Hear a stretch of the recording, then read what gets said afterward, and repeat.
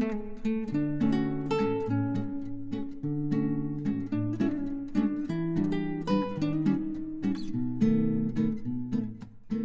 Guys, আসসালামু আলাইকুম। আপনারা সবাই কেমন আছেন? আশা করি খুবই ভালো আছেন। তো গাইস, আজ চলে আসলাম নতুন একটা রেসিপি নিয়ে। তো আজ আমি রান্না করব দেশি কচু দিয়ে ইলিশ মাছ। এভাবে ইলিশ মাছ খেতে কিন্তু আমার সত্যি অনেক ভালো লাগে, কারণ দেশি কচু দিয়ে ইলিশ মাছ রান্না করলে ইলিশ মাছের যে অথেন্টিক স্বাদটা পাওয়া যায়, এটা আর অন্য কোনো তরকারিতে পাওয়া যায় না। আর তাই আজ আমি রান্না করব দেশি কচু দিয়ে ইলিশ মাছ, আর সেই ভিডিওটাই আমি আপনাদের সাথে শেয়ার করব। তো আমি আশা করি আপনারা পুরো ভিডিওটা না টেনে দেখতে থাকবেন।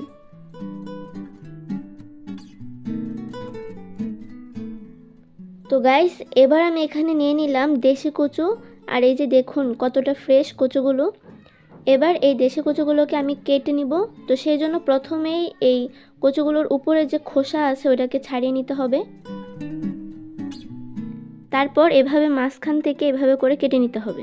গাইস, আমি এখানে আমার পছন্দ মতো কচুটাকে সাইজ করে কেটে নিলাম। আপনারা চাইলে আপনাদের পছন্দ অনুযায়ী এটাকে কেটে নিতে পারেন।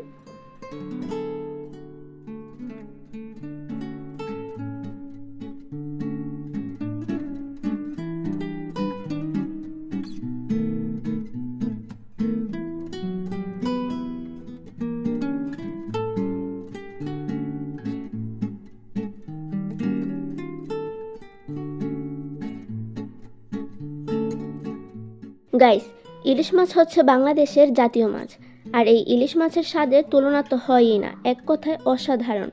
আর এই মাছটাকে অনেকে অনেকভাবে কিন্তু রান্না করে খায়। তো আমি আজকে একটু ভিন্ন প্রসেসে রান্না করব, এভাবে এই যে দেশি কচু দিয়ে ইলিশ মাছ দিয়ে। কারণ এভাবে খেতে আসলে অসাধারণ লাগে, মানে ইলিশ মাছের যেই আসল স্বাদটা এভাবে রান্না করলেই কিন্তু আপনারা পাবেন।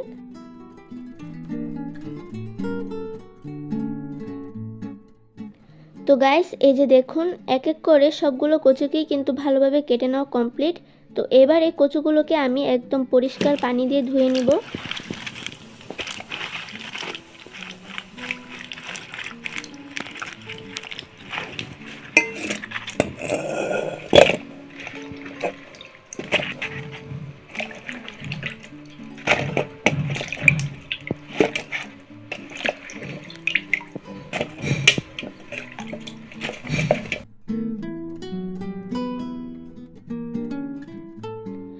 গাইস, এই যে দেখুন কচুগুলোকে কিন্তু ভালোভাবে ধুয়ে নেওয়া কমপ্লিট। তো এবার এই কচুগুলোকে আমি সামান্য সিদ্ধ করে নিব।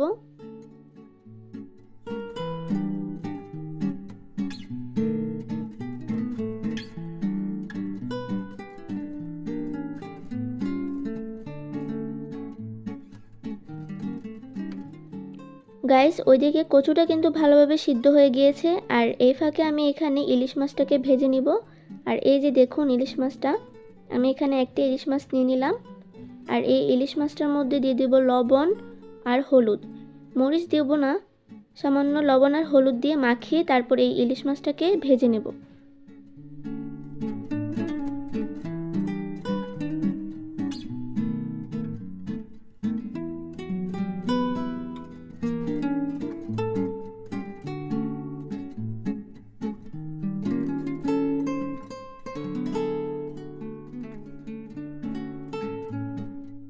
তো গাইস, এবার ইলিশ মাছটাকে ভাজার জন্য চুলায় দিয়ে দিব তেল। এবার তেলটা গরম হয়ে আসলে মাছগুলোকে দিয়ে দিব।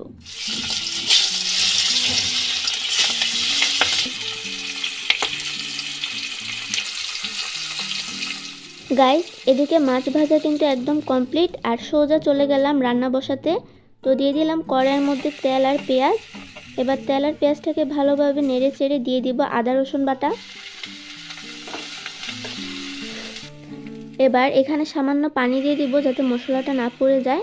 তারপর দিয়ে দিব হলুদের গুঁড়া, মরিচের গুঁড়া, ধনিয়া গুঁড়া আর সামান্য জিরার গুঁড়া।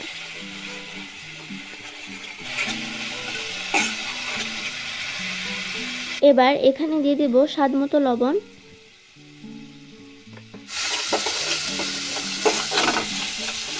গাইস, মশলাটাকে ভালোভাবে কষানো হয়ে গেলে এবার দিয়ে দিব সিদ্ধ করে রাখা কচুগুলোকে।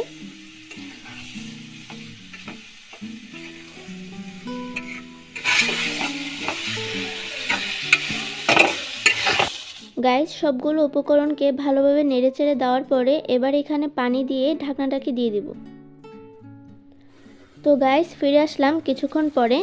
এবার ঢাকনাটাকে উঠিয়ে তরকারিটাকে হালকা নেড়েচেড়ে দিব।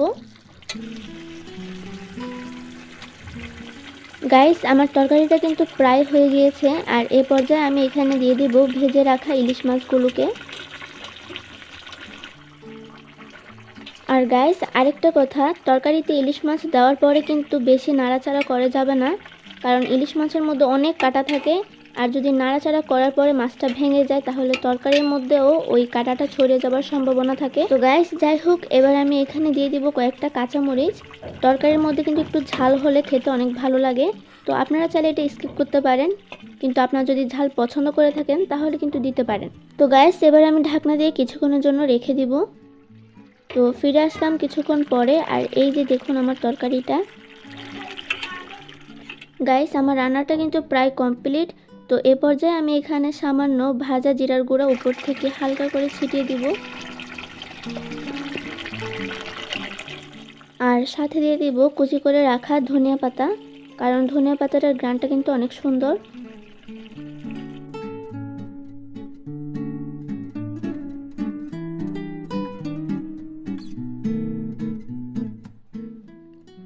তো গাইস ফাইনালি এই যে দেখুন আমার দেশি কচু দিয়ে ইলিশ মাছ রান্না কিন্তু একদম কমপ্লিট। আর জাস্ট কালারটা একটু দেখুন, মাশাআল্লাহ অসাধারণ হয়েছে, তাই না? আপনারা যদি থাকতেন আমার কাছে তাহলে অবশ্যই এই গ্রানটা দেখে বুঝতে পারতেন যে কতটা ইয়াম্মি হয়েছিল। জাস্ট এক কথায় অসাধারণ। গাইস ইলিশ মাছ তো অনেকে অনেকভাবে রান্না করে থাকে, কিন্তু আমি আজকে একটু ভিন্ন প্রসেসে রান্না করলাম। কেমন লাগলো অবশ্যই কিন্তু জানাবেন। আর গাইস আরেকটা কথা কি জানেন, অনেকেই আছে যারা ইলিশ মাছ কিনে আনার পরে ভাবতে থাকে যে কী দিয়ে রান্না করলে ইলিশ মাছটা খেতে আরও বেশি স্বাদের হবে। তো তাদের উদ্দেশ্যে আমি বলবো, আপনারা তো অনেকভাবে অনেক তরকারি দিয়ে ইলিশ মাছ রান্না করে খেয়েছেন, কিন্তু এভাবে যদি একবার ইলিশ মাছ রান্না করে খান, আমি আপনাদেরকে কথা দিয়ে বলতে পারি যে এর স্বাদ আপনারা কখনো ভুলবেন না। মানে মুখে লেগে থাকার মতো একটা স্বাদ। তো বাসায় আপনারা একবার হলেও ট্রাই করে দেখবেন যে কেমন লাগে, আর অবশ্যই কিন্তু আমাকে কমেন্ট করে জানাতে ভুলবেন না। তো যাই হোক গাইস, আমার আজকের ভিডিওটা কিন্তু এ পর্যন্তই। তো দেখা হবে আপনাদের সাথে পরবর্তী একটি ভিডিওতে। তো সবাই ভালো থাকবেন, সুস্থ থাকবেন, আর ভিডিওটি ভালো লাগলে চ্যানেলটিকে সাবস্ক্রাইব করে আমার পাশে থাকবেন। তো আল্লাহ হাফেজ।